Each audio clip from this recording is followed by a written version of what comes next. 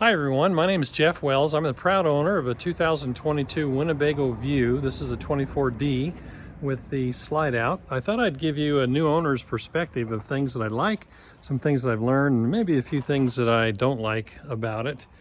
First of all, it has an incredible amount of storage. I mean, the amount of storage that they have around the bottom of the unit as well as inside is phenomenal. However, I added a Gear Space 34, which allows me to put big equipment, golf clubs, guitars, some tools, shovel, etc. in the back without having to make a mess or dent things up by trying to bring it inside or even push it underneath in the carriage storage area. I've also added a cell booster, which is very easy to do. It took about 20 minutes or so, and I find that's well worth it. The unit itself, it's interesting. This solid door is a good door. It's better than what they've had before. It's got a nice storage compartment here, as well as another one here for trash, or I put shoes in it. But the odd thing is that the bug screen that they have on the unit, if you have it out and you close the door, this compartment here crushes the screen. And that's a bad design, really. People will forget, and that will happen. And the other thing is that this door is not attached. Even in strong wind, it will still move this heavier door because of that. As you go in the unit itself, just a couple things to note. I do love the floor plan. It is easy and functional.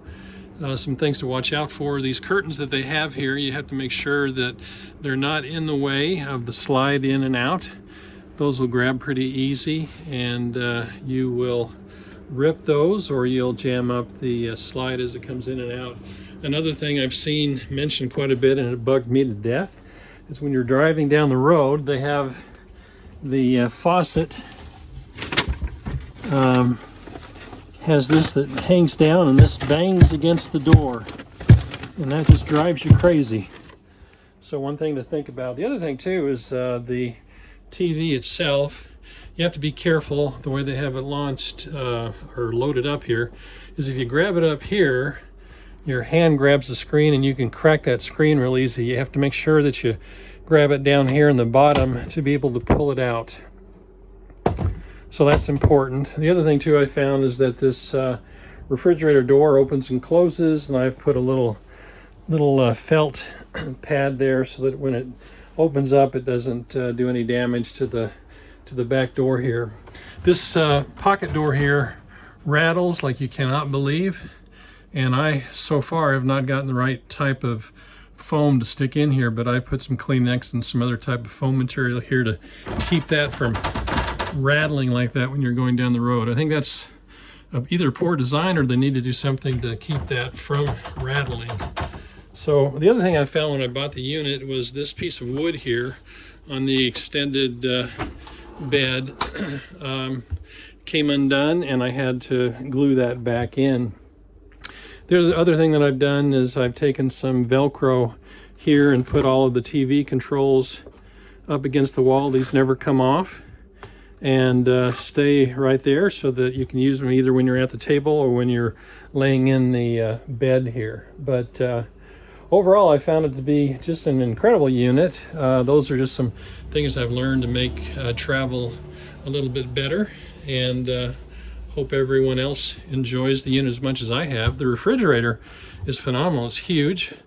I put some baking soda in there, and you can buy these little air vent air circulator systems. These are pretty cheap on eBay or Amazon.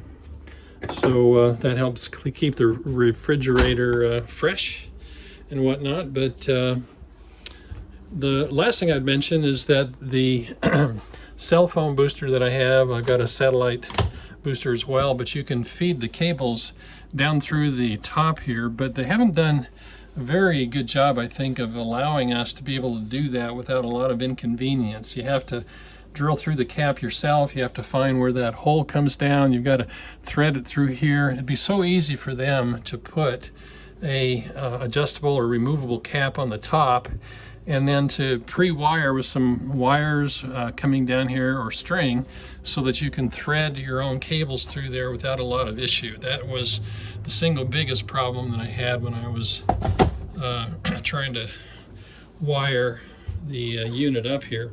The other thing too that I've done is I never use this middle table here. I don't think it's very functional, so I've taken that out to loosen the weight load.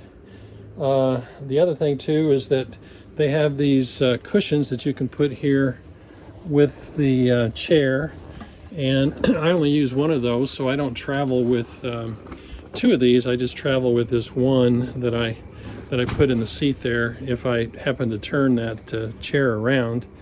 And then the last thing was I bought my own auto leveling system, and when you do that, they tend to keep the factory installed leveling system underneath here, and that weighed about 110 pounds or so. And I basically got underneath there, and with a wrench or two was able to take that off and lighten or take 100 pounds off of the carrying capacity of the View. Anyway, it's a great unit. I'm glad that I bought it. Had a lot of fun. I put 4,000 miles on it. It uses a surprisingly larger amount of depth than I thought it would, but everything else has functioned well. The navigation system is easy to use.